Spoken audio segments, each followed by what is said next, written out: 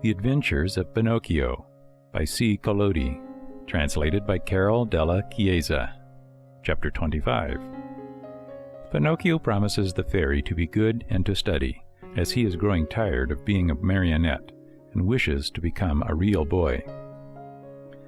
If Pinocchio cried much longer, the little woman thought he would melt away, so she finally admitted that she was the little fairy with azure hair. "You are a rascal of a marionette. How did you know it was I?" she asked, laughing. "My love for you told me who you were.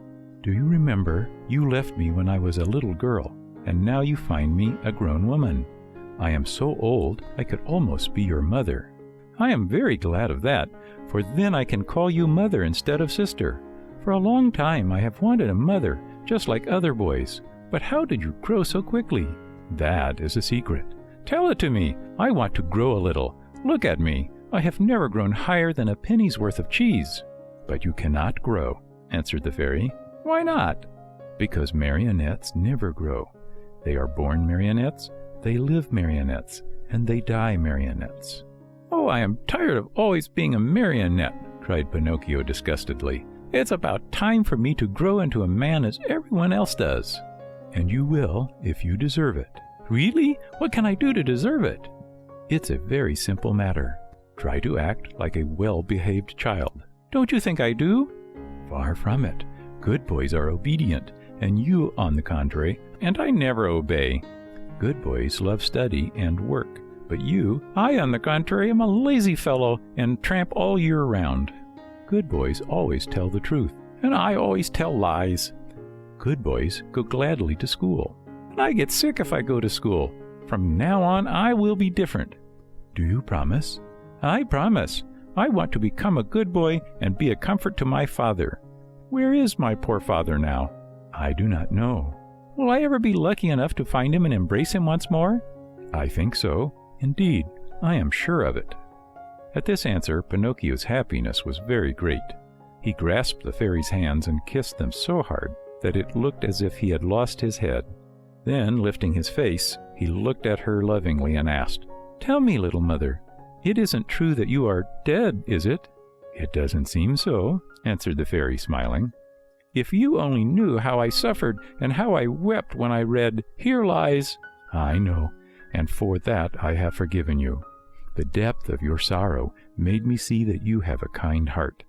There is always hope for boys with hearts such as yours, though they may often be very mischievous. This is the reason why I have come so far to look for you. From now on, I'll be your own little mother." "Oh, how lovely!" cried Pinocchio, jumping with joy. "You will obey me always and do as I wish?" "Gladly, very gladly, more than gladly." "Beginning tomorrow," said the fairy, "you'll go to school every day." Pinocchio's face fell a little. "Then you will choose the trade you like best." Pinocchio became more serious. "What are you mumbling to yourself?" asked the fairy. "I was just saying," whined the marionette in a whisper, "that it seems too late for me to go to school now." "No, indeed. Remember, it is never too late to learn." "But I don't want either trade or profession." "Why?" "Because work wearies me." "My dear boy," said the fairy, "people who speak as you do usually end their days either in a prison or in a hospital. A man, remember, whether rich or poor, should do something in this world. No one can find happiness without work. Woe betide the lazy fellow. Laziness is a serious illness, and one must cure it immediately. Yes, even from early childhood. If not, it will kill you in the end." These words touched Pinocchio's heart. He lifted his eyes to his fairy and said seriously, "I'll work, I'll study, I'll do all you tell me. After all, the life of a marionette has grown very tiresome to me, and I want to become a boy, no matter how hard it is. You promise that, do you not?" "Yes, I promise, and now it is up to you." End of chapter 25. The Adventures of Pinocchio by C. Collodi, translated by Carol della Chiesa. Chapter 26. Pinocchio goes to the seashore with his friends to see the terrible shark. In the morning, bright and early, Pinocchio started for school.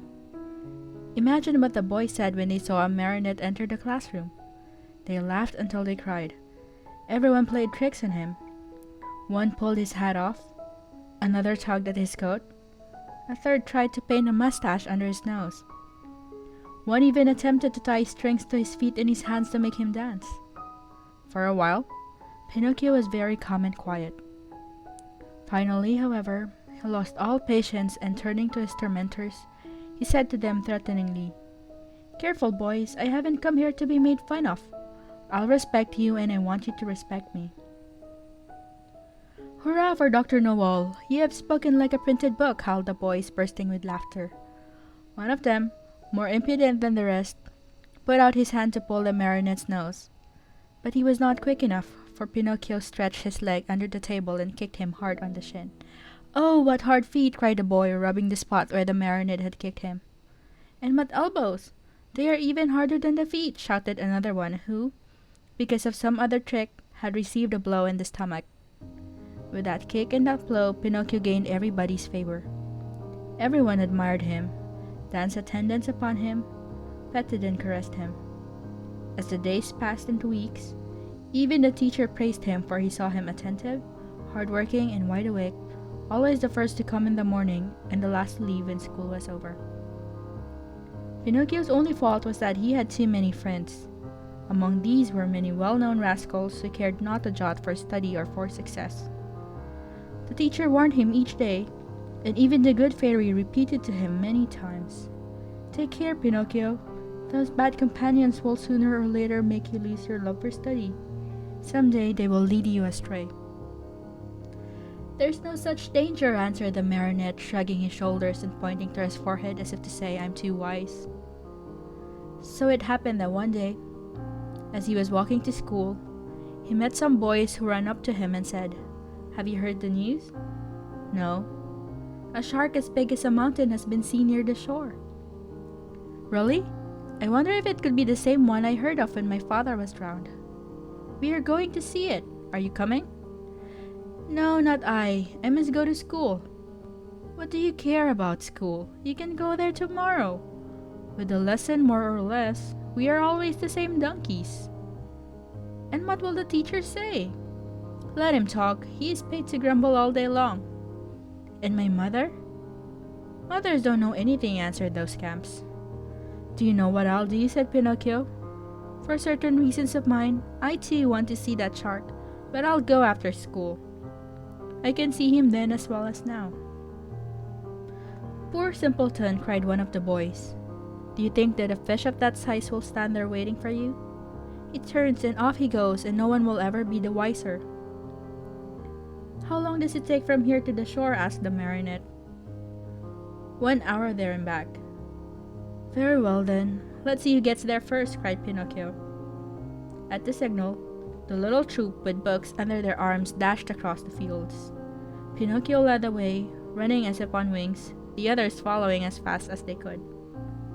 Now and again, he looked back and, seeing his followers hot and tired, and with tongues hanging out, he laughed out heartily. Unhappy boy! If he had only known then the dreadful things that were to happen to him on account of his disobedience. End of chapter 26.